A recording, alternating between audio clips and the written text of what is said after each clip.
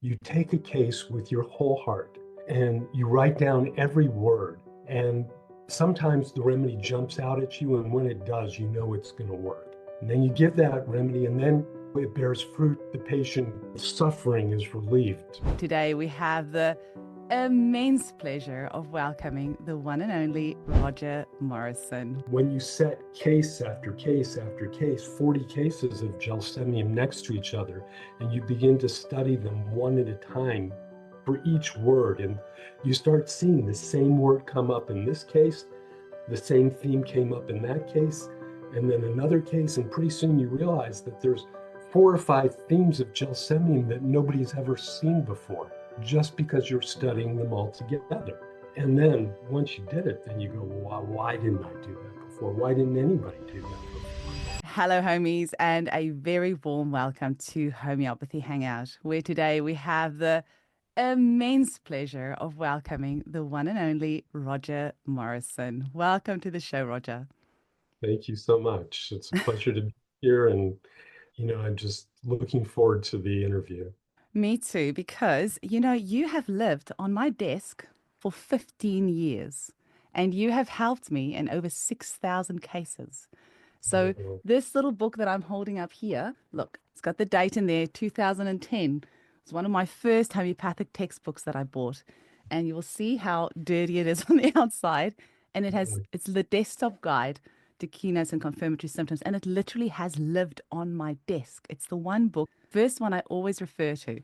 So you're going to have to allow me just a little bit of fangirling today, okay? Okay. Now, you are probably one of the most famous homeopaths on the planet, and everybody knows who you are. But we have one rule here on the podcast that everyone has to do, no matter how famous they are. You have to tell us how you were first introduced to homeopathy. Oh, that's okay. Well, let's see. I was in medical school, and I'm just going to tell you exactly what happened because it's a little bit kind of intimate. But I had just started in the clinics, and my first clinic just by chance was in the OBGYN section. So I walked in for my very first day, like as with my white coat on and my stethoscope properly hung around my neck, and all the things that medical students do. And so there were 9 of my colleagues, from my class were there with me. And we walked into this exam room, and there was a 13-year-old child, African-American girl from a poor family who was coming in for her first checkup because her menstrual period had just started. And the professor turned to the mother and to the child and said, "These young doctors are going to examine you." And we were expected to, each one of us sequentially, do a pelvic exam on this child, who had just started her menstrual period and was scared and disoriented. And Jeannie, I turned around and I walked out of that room expecting to never finish medical school, expecting never to come back to medical school. And I went to my friend, who kind of a mentor, a chiropractor, and I said, "Jim, I'm quitting medical school. Can you get me into chiropractic school?" And he said, and I'm from the South. He said, "Well, Roger, and sort of folks, he said, I could surely help you get into chiropractic school, and we'd be proud to have you." And he said, "But I hope you don't do it." He said, "Because someday when I'm waking up, from a coma, I would rather be looking at your face than one of these other people." And so I went back and I, of course, finished medical school and my internship and all that kind of stuff. But I was determined I was not going to be that kind of doctor. And so I started looking around for, all the alternatives. I was already interested in alternatives, vitamins and nutrition and things like that, but I'd never heard of homeopathy. And because I was interested, one of my friends handed me a journal called the Laughing Man magazine. It was a journal from Bubba Free John, who later became Da Free John. He was a spiritual teacher, an American spiritual teacher. And in there was articles from 3 Zen Roshis. And I was, I had studied Buddhism when I was in college. And so at the back of that journal was an article by Bill Gray about George Vithoulkas, that he had just been in Greece and had studied with George Vithoulkas. And he was telling about all the miracles of homeopathy and what had, what he had seen and how he was studying with George and, all these cures that he was talking about of rheumatoid arthritis and multiple sclerosis. And I read that article and I got about two-thirds of the way through that article, and I said, what a bunch of BS. And I took that journal and I slammed it into the garbage can, and I ate dinner and I went to sleep. And at 2 in the morning, I jolted up right in my bed with the words coming into my ears. But what if it was true?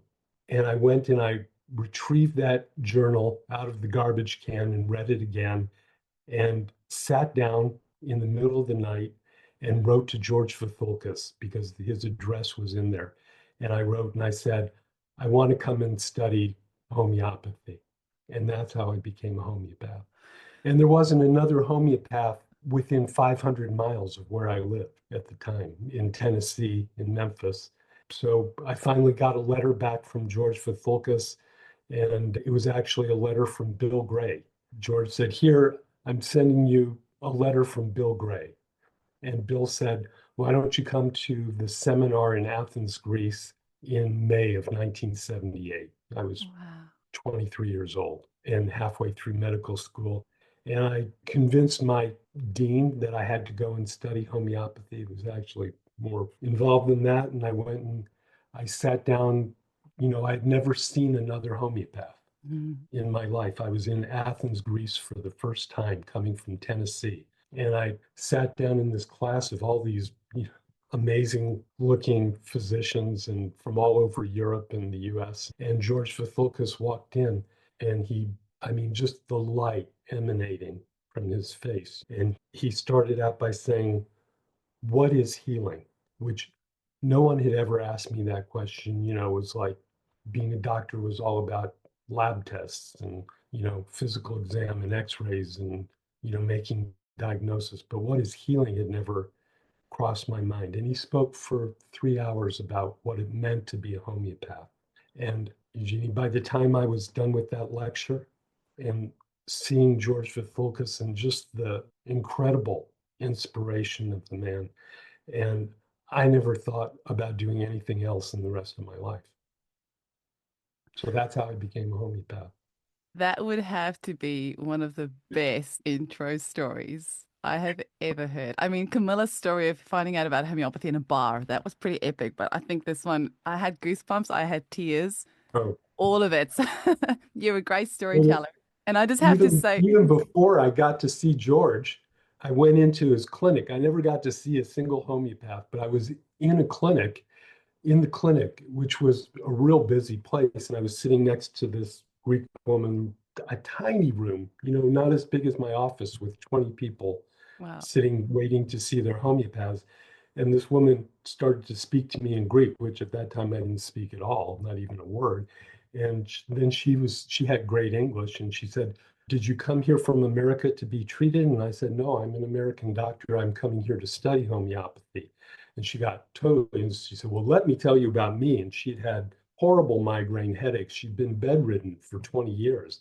And she told me all about it. She came to the clinic a month ago. She hadn't had a headache since the second day.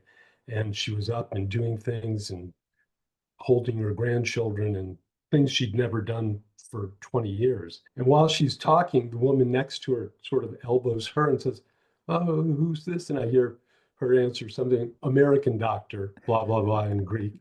And then pretty soon, the entire room, every person in the room was standing in a semicircle around me, getting this woman to interpret and tell me this one had had rheumatoid arthritis, and that one had had multiple sclerosis, and that one had, agoraphobia, and each one of them completely cured. Can you imagine what it was like to be Unbelievable. a little medical student walking into that? It was just, I was walking on clouds. And I just love that how we fast forward 47 years now, and I can do the math because 78 was the Okay. year before I was born. Where Yeah. now we have this unbelievable book that says dedicated to George Vithoulkas, teacher, mentor, and father, which is what I am so excited that we're going to be talking about today. your Mhm. beautiful Clinically Verified Materia Medica, Volume 1, The Tapestry of Homeopathy. Mhm. Now, this book I got while we were busy traveling. And so it's actually a little bit of a story because it went to my clinic and then I had to get it posted to the next place that we were going to stop at with our caravan. And when I got it, I cannot tell you how excited I was. And just leafing through it, like smelling it, holding it, you can just see how much love and work went into this. Now, my very first question, apart from how you discovered homeopathy, was going to be what was your inspiration behind writing Clinically Verified Materia Medica? And I harp on the Clinically Verified Materia Medica because I always call myself a clinician. I have seen a lot of clients over my short period of time, like a decade plus of practice, but clinically, I see things that are not in books. And so I am passionate about clinicians who see a lot of clients, recognize patterns, and then use that information instead of dogmatically doing things as we are told. But your time is very precious. And instead of making you explain this whole story of the inspiration behind this again, you have actually done a beautiful video on YouTube. It's 15 minutes long. Anyone can find it. Go on YouTube, type in Roger Morrison, Clinically Verified Materia Medica, and it comes up. So I have arranged with your clinic managers that instead of making you repeat that whole story, because you did it so perfectly, I am right now going to splice that into this episode. And we're going to Beautiful. cut through to that now, where you explain the inspiration behind Clinically Verified Materia Medica. Hello, friends. This is Roger Morrison talking to you from the foothills of the Sierra Nevada mountains, here from my office, my laboratory. And I'm wanting to introduce you today to my new book, Clinically Verified Materia Medica. I wanted to talk to you about this because homeopathy is based on trust. We have to trust the symptoms that are written down for remedies. We have to trust the prescribers who have used the remedies. So trust is a very important thing, and I want to give you an opportunity to see exactly how this book was constructed so that you'll know the quality of work and you'll be able to decide for yourself the value of the information. So this all began quite a while ago because I published my first Materia Medica desktop guide in 1994. And that was a big year, 1994. Right after I published the book, suddenly my wife, Nancy Herrick, decided to zoom off to India to spend a whole month studying with Rajan Sankaran. So it was just like weeks after Desktop Guide came out. And she went to India and she came back and she said, "Oh, you have to study this in detail. This is the greatest thing that ever happened to homeopathy." And then right after that, very soon after that, Jeremy Sher started publishing his wonderful provings, starting with Androctonus. And then in short order, Jan Schulten came up with his book on the periodic table, the elements, and everything had changed. And, I had just spent the last decade of my life studying homeopathy probably about as hard as anybody ever studied this field. I'd gone through every important textbook, Materia Medica. I had studied with George Vithoulkas in Greece for 2 years and with his whole crew of teachers. So I had really put my all into learning Materia Medica. And as I finished Desktop Guide, it was sort of like, I'm done with my stuff. I have mastered this field as much as anybody can master the field of homeopathy. And then, bam, I got hit with all sorts of new information that I had no way to evaluate. I mean, it was like, really? And, woe is me. I thought I was all through with the studying part, and here I was studying again. And I got to say, adopting the language of high tech, I'm not an early adopter. Just by nature, I'm not somebody that just jumps into things. In fact, I sort of got dragged kicking and screaming into the study of Rajan's ideas and concepts. And, it took me a long time, but by a decade or decade and a half later, I pretty much had resigned myself that this was extremely important material and that it had to be included in any modern materia medica. And so I decided that I was going to update Desktop Guide and make it more living, more modern through incorporating all the ideas of these very important thinkers in homeopathy.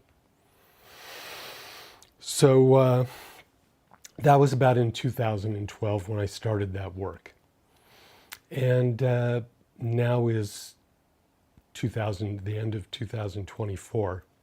And so I've gone through a lot since then because I changed my whole mind.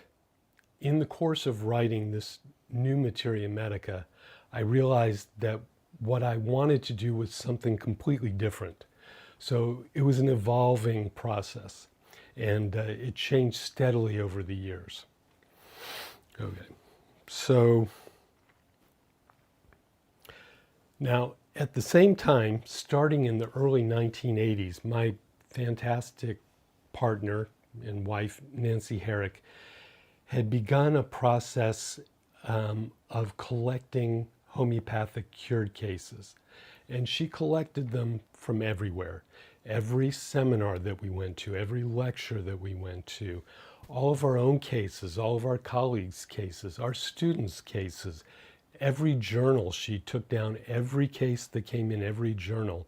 And just, she got cases from every corner, and she tried to convince me to do the same thing. Did I mention that I'm not an easy adopter of new things? Yeah, so it took me a little while to get on board, but once I got on board, we started collecting information, cases, lectures from pretty much everywhere. And we amassed probably, certainly thousands and thousands of cases. I'm thinking it was probably about 10,000 cured cases that we had accumulated by then. Of course, by now it's much more. And so we were collecting these cases, and to be frank, we had no idea what we were going to do with these cases. I mean, it seemed like a valuable thing to have, but what were we going to do with them? We didn't really know. However, now that I was starting to write the Materia Medica, I had this vague idea that those cases probably would be handy.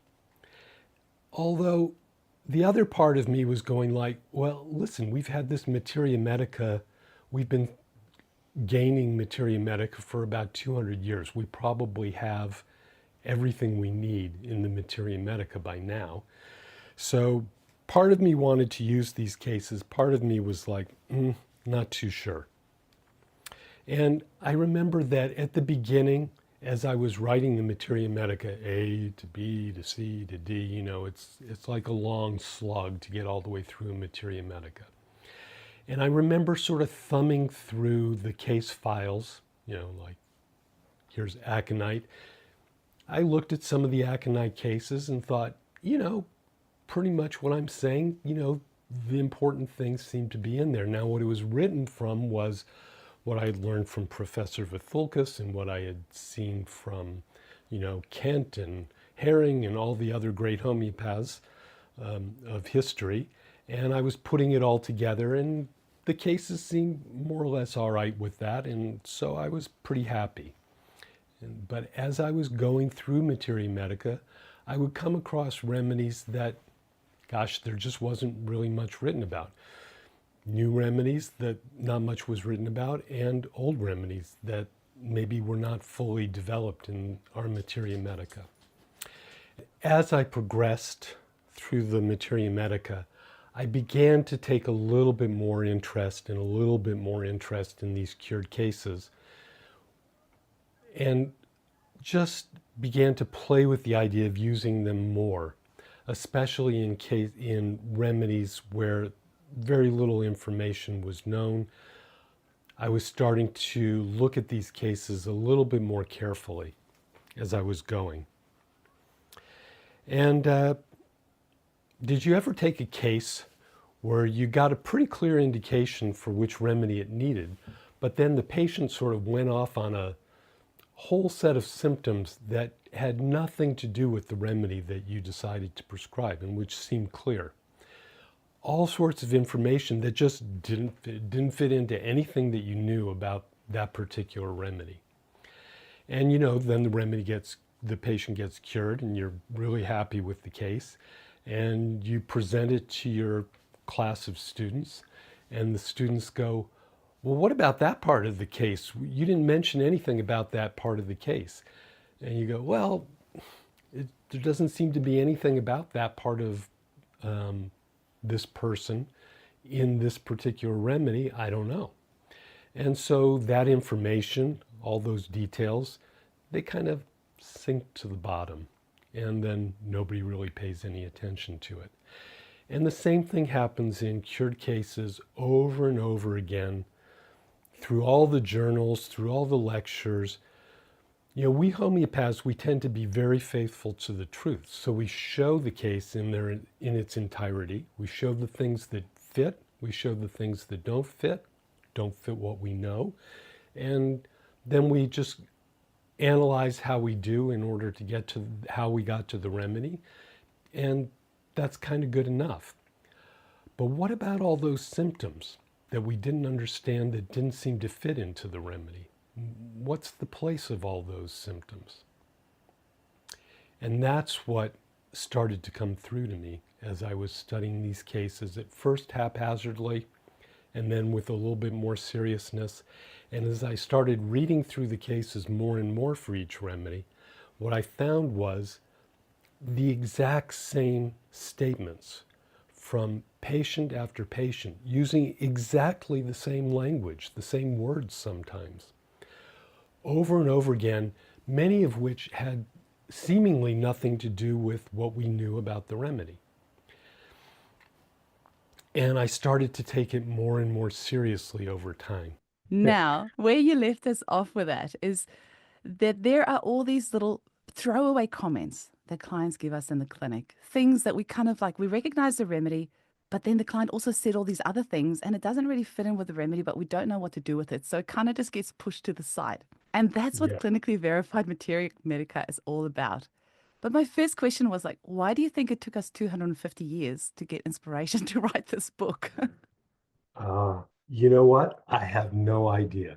It's, and it took me a long time as I was writing the book before I came to this. It was like kind of a revelation in a way. And once I realized the power of doing this and how much help it could bring the entire profession, I look back and I went, well, that's dumb. Why didn't we think of that already? It's like it was staring us in the face because, think of the work. The work of our profession. Every person publishing their cases, their cherished cases. You take a case with your whole heart and you write down every word. And sometimes the remedy jumps out at you. And when it does, it's going to work. And then you give that remedy and then it bears fruit. The patient, suffering is relieved. Tremendous suffering becomes relieved, and the person transforms. And, Professor Vithoulkas has documented, they go on to a deeper level of existence, a spiritual life, and a life filled with love and understanding, as opposed to a life filled with pain and neurosis and suffering. So, the miracle of it. And then because we love it so well and we love our patients, then we document it, we write it down, we make a case, we send it off to a journal, hoping that it's worthy.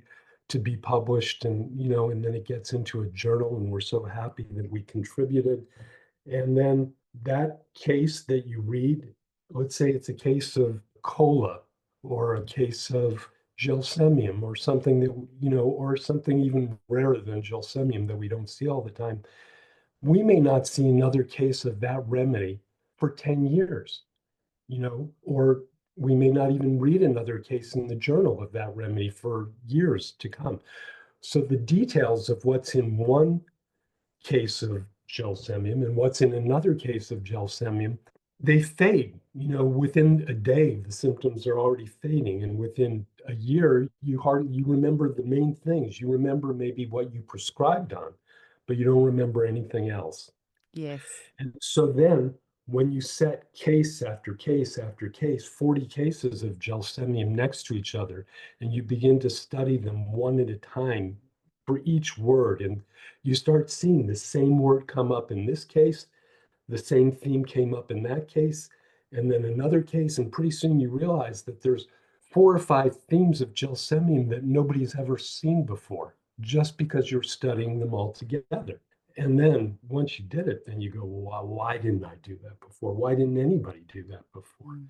Of course, it was controversial whether we could even allow clinically cured symptoms into our materia medica. It was big fights in the beginning of homeopathy. Only the proving should go in.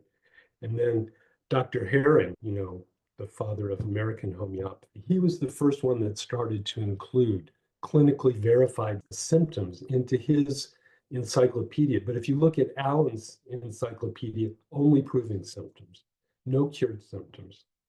Isn't that so interesting? When you start that 15-minute video, you talk about how homeopathy is based on trust. It's a lot of trust because we have to trust that the materia medica that we're working from was done correctly. And it wasn't. Yeah.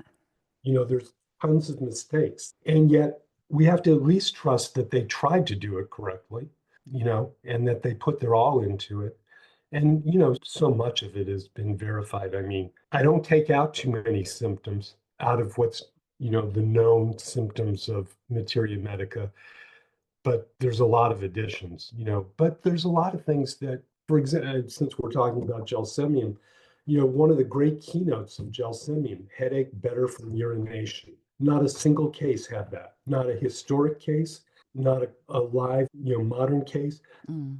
Simply didn't exist. There was one case that had a general aggravation from holding on to his urine too long, trying to hold back his urine so that he would get, but not headaches.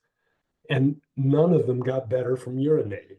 See, that's the thing I found as well. So I have prescribed probably 50 times lac over my years. And one of the symptoms in there is that they don't want their legs to touch, or they don't Yeah, like, they'll often sleep with a pillow or their between their legs. fingers. I've asked that like probably the first like maybe 30 times, and not a single client said that they had issues with their legs touching. So I just stopped asking that question because I'm like, well, because I would use it as like a confirmatory symptom, how you like with your legs touching. And they're like, I'm fine. I'm like, okay. And then I asked it again and I asked it again. And I'm like, I cannot get this symptom verified in any of the cases that I'm actually treating. And yet they come back and they tell me that their menstrual pain's better, they feel better about themselves, all these other things. And I'm like, okay, well, that's strange. And so I started giving up on that symptom after a while. And it may have been relevant at one time, but, even in the cured historic cases, which, we have about 100 historic cases of gelsemium in our literature, it didn't show up in that, so it came up during the proving. Somebody had that happen. And it's so unusual that people put it in. And that's why I call it homeopathy. I say that the danger is that it becomes an echo chamber. Mm. One prover, maybe, or two, I don't even know, had that symptom or had the symptom for caninum that they couldn't get their legs to touch. Also, it's a general symptom. They don't want their The fingers thing, to yeah, touch too. It's another yeah. symptom. So one person has it, and then it gets written into, the encyclopedias. And then every clinician who wants to write a book and has something to contribute, they put the same thing in. And so it becomes an echo chamber. There was no verification. That's why, at least by using clinical cases, it's not 100%. Believe me, I don't believe that this book is perfect. it's only the best effort I could make. It was, it was like by using cured cases, we can clarify what's clinically relevant and what's not. And as you say, not one of the cases of lacuninum had that symptom, none. No. So you were acute enough to notice that Mm. eventually. So you realize that, hey, that's not where the meat of this remedy is. But there is a meat of each remedy has a meat. There are symptoms that come up, and they're not necessarily always the keynotes. Every remedy has, for example, when I did Orem, I was amazed the consistency of people craving ice cream in Orem, more consistent than phosphorus, you know? So it's listed somewhere that, or, some cases had craving for ice cream, but when you see it, it's like, huge. And there were like 10 symptoms for almost every remedy. There's maybe 10 symptoms that are, no one case has all of them, but every case has some of these symptoms. Then you know whether you're dealing with a really like good Orem case or Gelsemium case or whatever, or whether it's maybe sketchy or, because if you don't find any of those symptoms, then you start scratching your head like, is this really a good case to include in the remedy description? Yeah, we've all had that. Yeah, just nice to have had the opportunity to go through and really clarify what's clinically relevant and what's not. Mm. And to do that for everyone, excuse me for calling you young, but from my perspective, you're a young homeopath. I'm You've only happy to been at take it that on. Thank you. 16 years. That's nothing. Yeah, it is. There's nothing. No, I know. I was No, like, my not nothing. homeopath has been practicing for like 50 years. She's like 80 something now. So yeah, Yeah, I'm a baby exactly. homeopath still. Yeah, no, you're not a baby. But so as I write this book, I'm thinking about people like you, honestly. Every moment that I'm writing it, should that symptom go in or shouldn't it? How should I explain that symptom so that it's most clear? How can I make it so it fits within the other information that I'm trying to give so that it jumps out at you and so that it's, easy for you to pick up exactly what I'm trying to say. I'm thinking about you. Mm. Well, it's already worked because I have successfully prescribed Bufo recently in a case, thanks to Uh, your book. Because the uh, materia medica of Bufo is not very flattering. So you expect, I mean, I don't want to say it on the podcast because it's not very nice. Like you read the old materia medica of Bufo, not a very nice description. So you don't really know what that would look like in your clinic. In saying that, I did prescribe it about 10 years ago. I was very new and to a little boy who fit that prescription perfectly with literally the tongue hanging out and the thick lips. And, there was not much going on upstairs. And maybe once or twice after that, but it's not one that I've prescribed very much. But looking at the Bufo in your clinically verified materia medica, it just gave me a different picture of this remedy. How there are actually some kids that are kind of like developmentally kind of quite normal almost. So it doesn't just have to be that picture because clinically it was used in these cases that did not look quite like how oh, traditional Bufo materia medica would look like. But the things that stood out in the clinically verified was that these kids have they're kind of more single-minded. They have this idea, so they might look like they're not there, but it's just because in their mind they are just really like stuck on this topic that they want to do, and then they like just really silly on top of that. And so I'm like, okay, this child is like developmentally normal. You'd never say there's anything wrong with him, but he drives everyone nuts around him with the single-mindedness of this, the gaming that he loves and all sorts of types of gaming. And I gave Bufo, and it has made such a difference. And the dad said within a beautiful. couple of days of taking the Ah, remedy, this child, was like helping out without being asked. And he was like, just not being so silly, not making the silly sounds that he was making, and actually able to engage in conversations other than gaming. And I'm like, wow, I never would have thought of giving Bufo if it wasn't for clinically verified materia medica. And so I'm going to try not to get too excited because there's so many jewels in this book. But one of it is that you actually say what percentage of cases was men, what was women, and what was children, because a remedy will look different depending on the demographic and how many were old cases that you took it from and how many were modern cases. And I love that you differentiate that because then we, as the prescriber, can decide, okay, is this relevant? Is this helpful when I'm taking this into account? And there were, I don't know, I can't remember now, I think maybe 13 cured cases, maybe for Bufo, and two of them were like completely developmentally normal. I'm like, okay, so there are normal kids that this remedy can give for. So I'm going to give it a go. And then I did, and it worked. So thank you. Beautiful. Oh, it makes my heart sing to hear that. Oh, it makes my heart sing to have like a happy patient. I just want to take Absolutely. a quick moment. So, because we are going Sure. to have this on YouTube and Rumble as well. I don't like to say YouTube because they deleted my channel in July last year. So I have to like, oh, I don't know. Can you see that okay?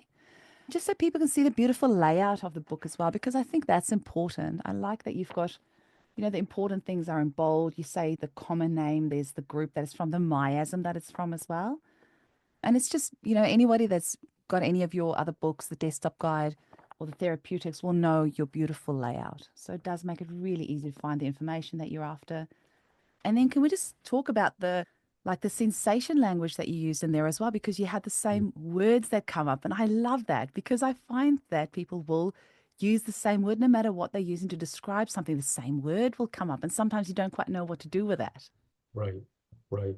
Well, the sensation language is from the work from Rajan Sankaran, of course. And don't tell him, but the second volume is going to be dedicated to him. But anyway, Oh, that's beautiful. Spoiler alert. my other great teacher was Rajan. And I don't know whether you're a sensation prescriber or not. Have you studied with Rajan at all? Or A little bit, not directly. I've got his books. They're like right next to me, actually. oh, good. Well, the sensation is something that comes from Rajan's work, and it's sort of like a meta level. When you ask somebody how they feel, then they give you a bunch of, or what they're going through. They give you their experience. They give you their, you know what I'm saying? They give you their story of what's happened to them and so forth. But when you ask, the next question was, how did you experience that as a child? You go to a meta level. So then they say, something like, well, it was devastating. Then you ask, well, what is devastating? And then they give a description like, I went into a state of shock and I could hardly think. And that's at that level, we call that the sensation level. That's straight from Rajan. Those words are extremely powerful. So when someone has taken the case at that level, at that depth, oftentimes we'll be getting down to just a handful of words. You know what I'm saying? It's just like 10 or 12 words can summarize the whole case.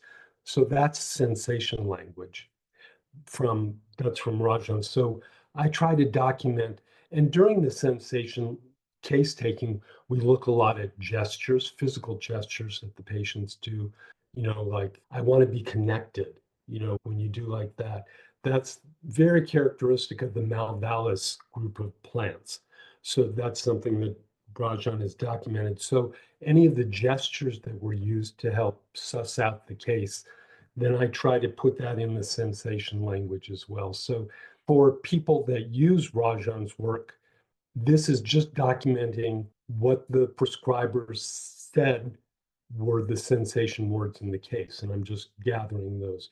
So it's not exactly a clinical symptom because it's more just a description of a deep inner state.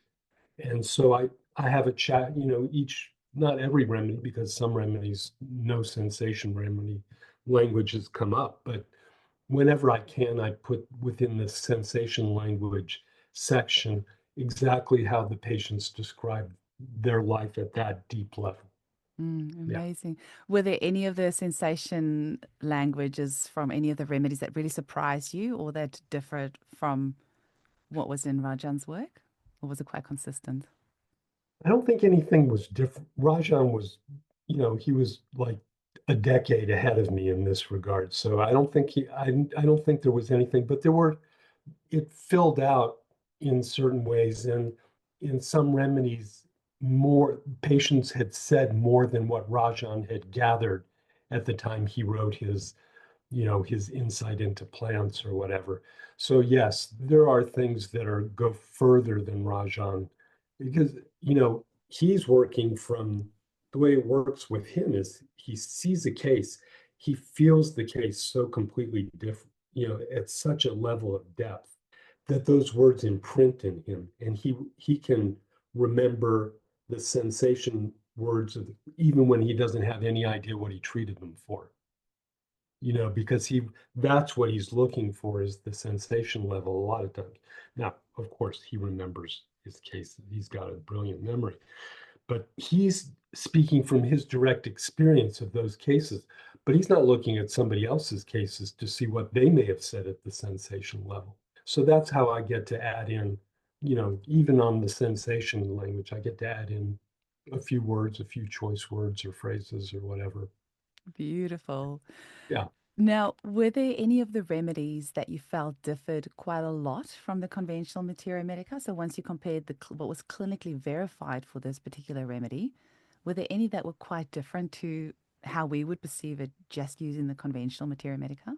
The remedy camphor is an unbelievable remedy, really. I mean, the depth of that remedy and the suffering of that patient is unbelievable. In fact, Rajan had categorized that, as an acute miasm remedy, but it's actually a deeply syphilitic remedy. Most of the patients were suicidal and, just deeply disturbed. And what was interesting was most of the words, most of the language was in our Materia Medica, but it was so completely fragmented, and you couldn't put it together. It was just like it was almost like a word salad. If you go back and you read the mentals of Camphor, certain phrases were deeply correct, but nothing put the whole thing together. So, like we know camphor is very chilly. We know that camphor has the sensation of cold even when when the skin is warm to the touch. So sensations of cold are there. And we know from the provings that camphor has a deep feeling of isolation. But now put this together and what you see over and over again, the story of the matchbook child, Oh, that Hans story? Christiansen, or Well, what's his name? yeah, the little girl standing Yes. outside the window and the family is inside celebrating Christmas and eating a big meal, and she's outside looking in the frigid cold. That image is so deep for camphor. Read that remedy when you get a chance. It'll give you goosebumps, which no pun intended. But so where coldness has set into the very soul is the sensation level of camphor. So I knew I had had cases of camphor, of course, few because it's not a very common remedy, but the depth of isolation. And when we see that together with this internal sensation, people dream over and over in camphor of running across fields of ice or being in snowstorms or whatever. So the coldness is like, but some cases don't even mention cold at all. But when they talk about their internal isolation, you feel cold when you're hearing it, as they describe their state. So it's such a deep remedy. And when you find a person so completely bereft that several of the patients said, I don't have a single friend. I don't have a single person to talk to, that kind of thing. I could go on about camphor for the rest of the time for another day, so I won't go too far. I've But got yeah, time. camphor was one. Well, if you want to, I've got camphors. Let me grab it. It's right here. Great. You may be sorry, but I will tell you. Oh no, I won't be. I've got All the whole right. day ahead of me. I was just going to do tidying today, so cleaning. So I'd much rather listen to you talk about camphor. Okay. Well, here, let me grab it. Okay. I'm embarrassed to admit that I really have just used camphor as like a case opening remedy sometimes. Like I don't have any idea really of the deep like constitutional, side of camphor. So I'm excited to hear. Well, okay. So, And maybe you should just tell us, because this was going to be my next question, is the amount of work that went into this book. Because I watched your full hour and a half or whatever video where you walk us through all the work involved in making this book. And I don't know, are those the filing cabinets behind you where all the paper yeah, cases are that you had in the video? that's my life Wow. story right there. So part of what my question is, and maybe you can work it into what you're going to tell us now, is just how the immense work that went into putting this work together, the immense like torture that you had to go through with each Mm, remedy. mm. And we'll use camphor as an example because you've got it there. So everyone will have to go watch on Rumble or on YouTube now to see the visual. Ah, well, okay. So each cured case, deeply cured case, is a miracle. It requires to appreciate the miracle of it. One, you appreciate the miracle of it, and you realize that your whole goal in life is to help people to achieve that same miracle in their own life. I mean, it's worth every ounce of effort, every case, every single time. It's worth that. You put your whole heart into it. And so I did the same thing in this writing. I put my whole heart into every single remedy. And so I didn't like, when I was first writing this book, I think you've heard this story. I just used these cases, which we collected over, 40 years of career, 45 years of career. I used them very casually. I was just like, because I knew what camphor was. I knew all sorts of keynote symptoms for camphor, cold better from cold. And so some egotistical part thought he really knew what camphor was. And so at the very beginning, I was just looking at the cases just for confirmation, like, oh yeah, there's that keynote I put down. It's like, yeah, did I leave any keynotes out? That was kind of the level I was doing it at. But once I had started really studying these cases, so you can see here's case number one from Melissa Fairbanks, dear friend, wonderful homeopath, trained in Britain. So you can see here, everything's in green, pink, and yellow. And that corresponds, the pink is the mental symptoms, the green is the physical symptoms, and the yellow is the general symptoms. So weather, temperature, food cravings, sleep pattern, all that's general. And you've got, So like, just a second, you've got like 10,000 of those printed, right? Or like 15,000 of those cases physically printed in those cabinets behind you. exactly. That's like next level. Yeah, and there's, for the farther end of the alphabet, because a lot of them I collect on the internet from electronic journals and, people write me with their cases and I just put those directly onto the computer. I don't print them out until I'm working on them. Wow. So there's Wow, this is small. 15,000 cases in those files, but there's probably another 5,000 cases sitting on the computer. I'm going to guess at least like a third of those is just A, B, and C remedies, right? We've got a lot of A's, B's, and C's in homeopathy for some reason. A lot of remedies that start with A, B, and Well, C. exactly one third of them are A through E because this book is A through E, Yeah, and I'm not and that happy was because one third. I was at E and it I said hope it's one evil. third because I don't know for sure because it could be more. It could be either I could run out of space and never be able to do a third volume. I don't think that's going to happen, but maybe I need a fourth volume. That would be. I hope that doesn't happen to me. Anyway, so once I've gone through the cases and I've marked out which category the symptoms are, then you can see I go back through and I start circling. Those are places where I've already seen that in another case. So I circle what's going to be a common symptom. So all through, you see points where it's circled. And then what you start to see is like little notations, like this is another case that had that symptom. And then, as I go through, I start. So this was the first case that I studied, and I do these by age. So this is the youngest person, and then I go upwards. There's a lot of reasons for that, but you can see, like, as I'm going through, here's case 5, and the same thing happening, but you see cases are listed. Case 1 is listed right here. I just put a little notation. That case has that same symptom. And then as I go through, then once I've been through it enough times where I feel like I've mapped out all the symptoms that are in each case, then I go to these sheets. So this is depression, and out of those cases, all of these, the main chief complaint was depression. Or then next is not close to anyone. These 3 cases were not close to anybody, didn't have any friends or relatives they were close through. These were have the word lonely as a strong point. So each word I go through and I collect it. Then once I've collected all these, so here you can see the word isolated, like I was telling you about how many, almost every case, is like so heartbreaking.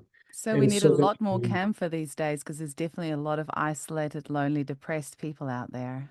I've used it a lot more since I've written the chapter.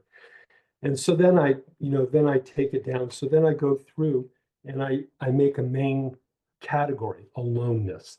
So you know how the book is broken down. There's like aloneness might be a bold section. So these are all symptoms related to being alone and all the remedies that had it. So once I realized that that's a characteristic of the remedy, aloneness, then I go back through and yeah, so alone became the very first most important symptom for the remedy. Well, if you keep So, talking, Roger, I'm just going to flick through this part of camphor so people can have a look at the book as well while they hear you talking. okay, great.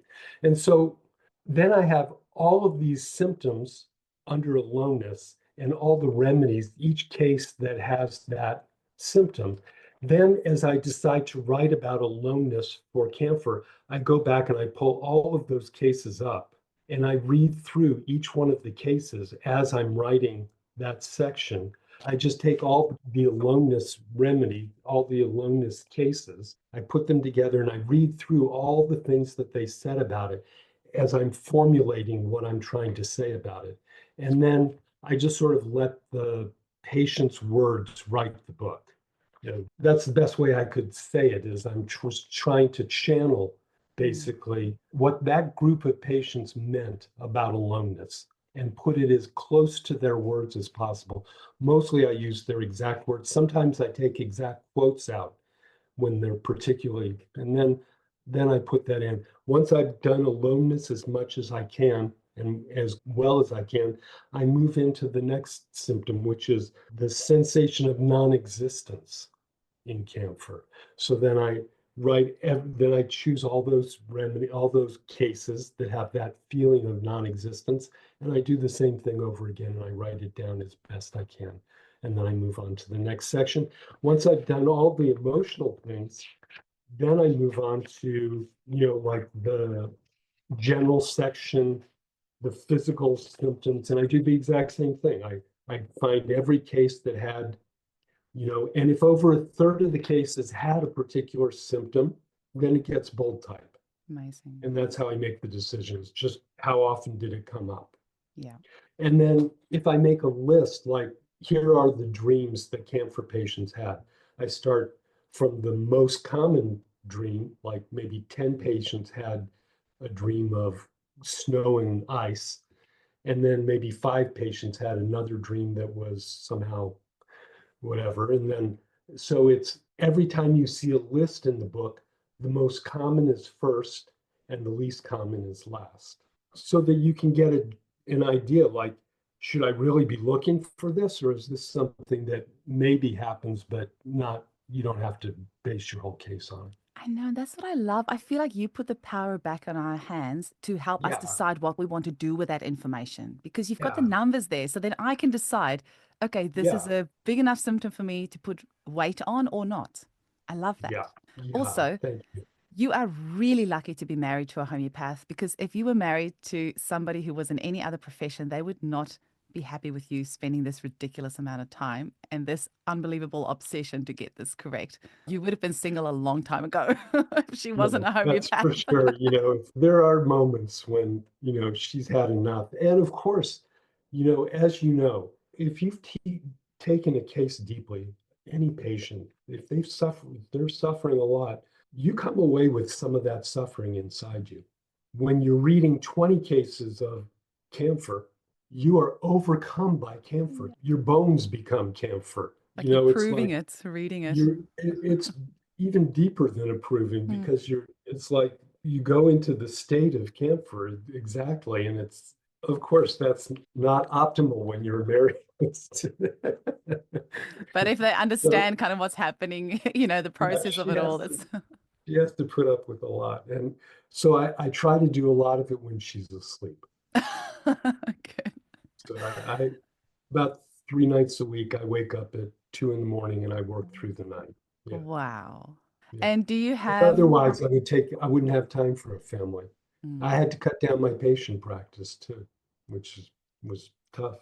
do you just feel all the great masters? I see you've got lots of photos on your walls there. Do you feel all those great masters sitting in the room with you, like tapping you on, go, Roger, go, you can do this, you can do this. Totally. And, anytime I think about like, I got close enough, and then I turn around from my computer and there's like the whole wall of them looking at me. I go, well, maybe I didn't get it quite good enough.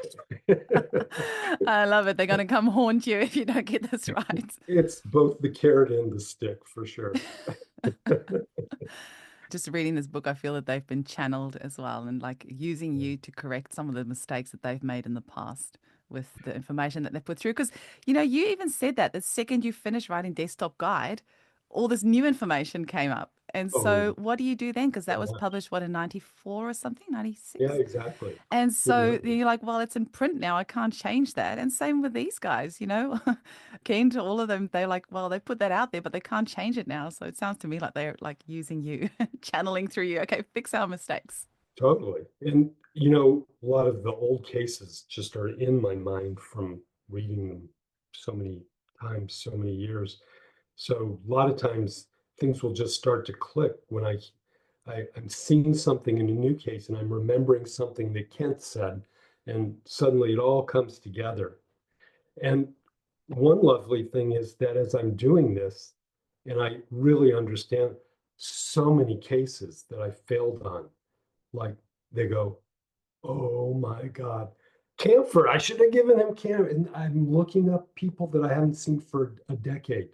Sometimes it's hard to get the name, it's like, what the hell was that person's I name? do. How can I've I get had a this. hold of them? Then when I do, and I'm prescribing the remedies that came through so clearly, I mean, they're writing me and saying, "Oh my God, why didn't you give me that remedy before?" Because that was the one. So Mm. it's a chance to even cases I'm working on. A lot of times, cases that I'm studying hard, I'll realize I'm writing this exact remedy. The coincidence just beyond coincidence. Yeah, it's beautiful. It's beautiful though Yeah, when you're in flow, there just seems to be all these yeah. coinkydinks, I like calling them. When you're working hard on your cases, homeopathy gives you a break. If you just have that determination that you're going to find the remedy this Mm. time, the door's open. It So, really does. So, my other huge question is how did you decide which remedies to put in the book and which to leave out? Because I'm sure that was a nightmare in itself. no, it was simple. Any Okay. case, any remedy that had 3 cured cases, modern cured cases, got included in the book. Okay. Because there Yeah. were a few remedies that I had never heard of.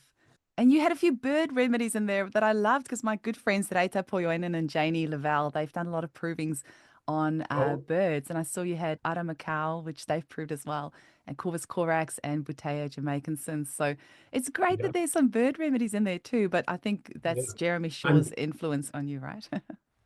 Oh yeah, no, Jeremy.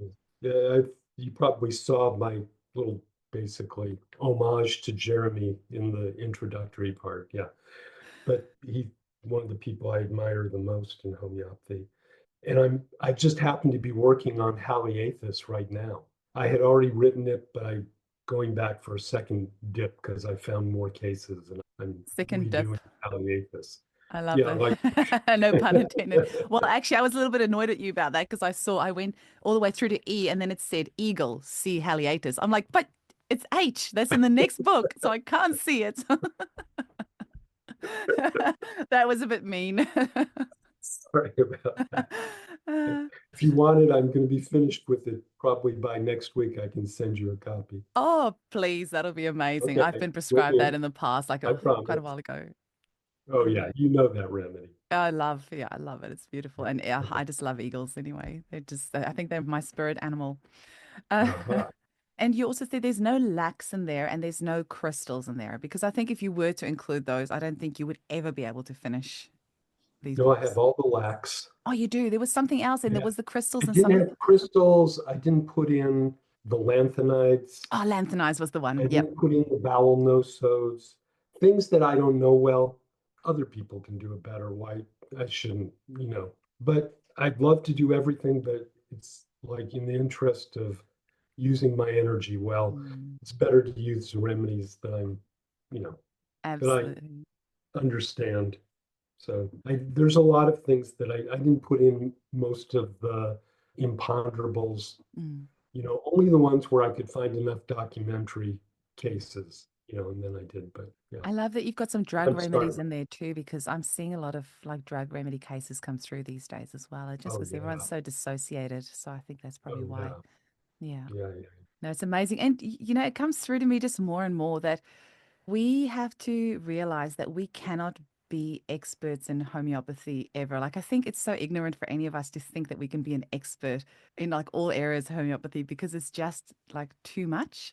And Mhm. so it's actually kind of beautiful because it forces us to collaborate and it forces us to draw on each other's knowledge and Mhm. help each other. And it's actually great when you can say, okay, this is what I'm going to stick with because this is where my energy is best spent. Because, like, Mhm. doing those other things that you don't perhaps naturally resonate with. Like we all have our set of remedies that we resonate with, and you'd be lying if you say you don't. We all do. If you go see Peter Tomanella, you're probably going to get a crystal remedy. If you see Patricia Heather, Yeah. you probably. But then we attract those. Like those clients attract us what they need, they will get from us. And then once we can't help them anymore, they'll go to somebody else. And that's okay. Totally. Mm, You have to follow in this field more than any other field. You have to follow your gut instincts. You know, follow your truth, and it will serve you. mm. Yeah. Okay, so give us some teasers for book 2 and book 3 and also the dates of when you think, Okay. although it might be a bit, you have to be careful giving us dates because we're all going to be hounding you if you don't stick to it. But Uh, give us some which ideas. I appreciate, you know, because I need the encouragement.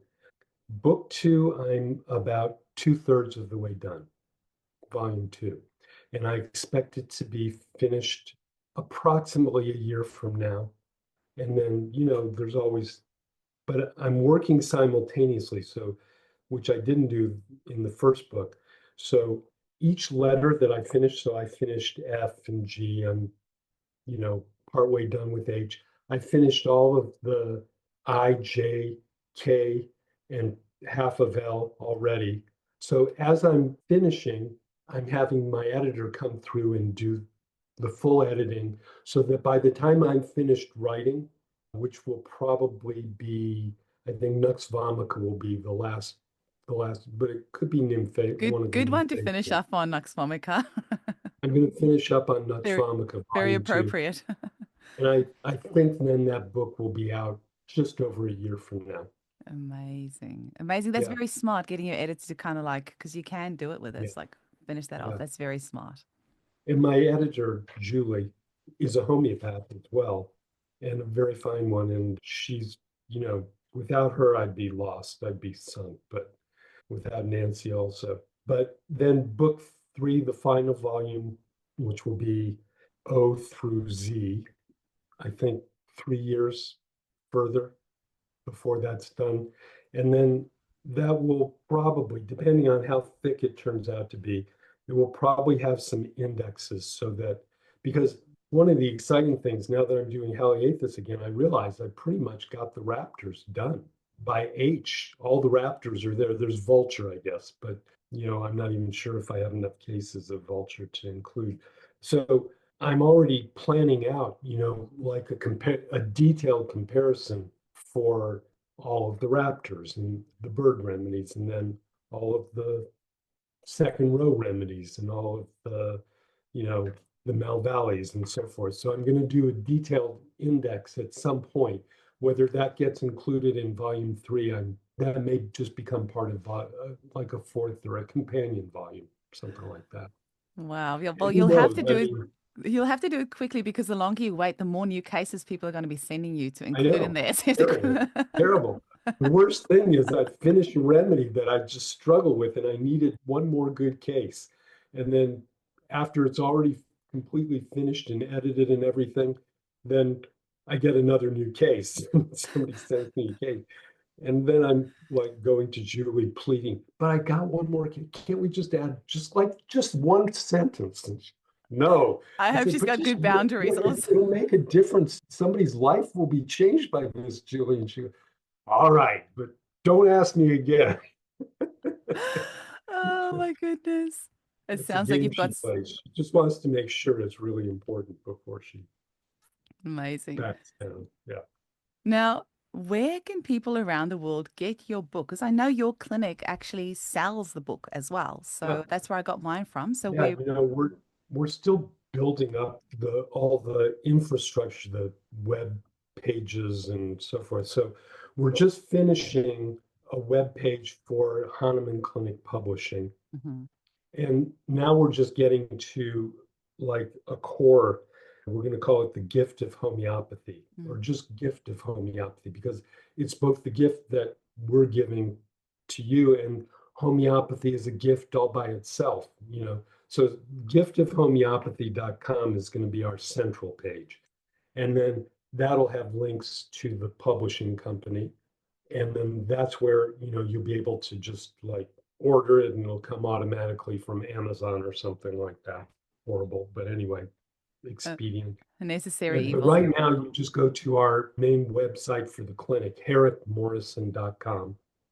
I put her first, which Good man. because hey, she's like in homeopathy, she's really underrated. She's about the best homeopath I know besides maybe George and Rajan.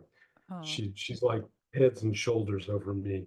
So herrickmorrison.com and then just go to our publication page and that'll give you all the details how to get us.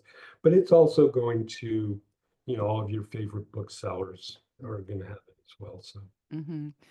The quality of the book is just amazing. I mean, anybody who also has a therapeutics book, they'll know, though they will have the same amazing quality. I really like the silver print. It's beautiful in thank it as you. well. It really stands out. It's gorgeous. Yeah. So this is, I mean, if you think that this one's been on my desk for literally 15 years, it actually looks pretty good. Hey, like just because of the quality of the, Oh, you should the see some that I get asked to autograph. They're just falling into tatters. I feel like giving them a new one, but they've got all their notes in it, so you yeah, can't do yeah, anything about it. Yeah. yeah. Oh, amazing. Yeah. But no, that one looks pretty good. That shows that you're careful with your books. Yeah, well, you can see the brown, like it's, oh, I Oh don't, the yeah. lighting isn't great, but you can see like where the, from all the use. So the fingers and yeah, might be a couple of Yeah. coffee stains on there as Oh well. well. But yeah, it goes You, everywhere you're with on me. you're honoring me. Okay. Roger, Yeah. thank you for this Mm, gift that you have mm, given homeopathy mm, and the sacrifice that you have made to produce this gift for all of us to use mm. for, centuries to come. Oh, well, And it's been the greatest privilege of my life. Homeopathy in general, and this book in particular. It's given me more back than I've given it. thank you so much. It's been such an honor to have you on. Oh, thank you for saying. Okay. Bye bye.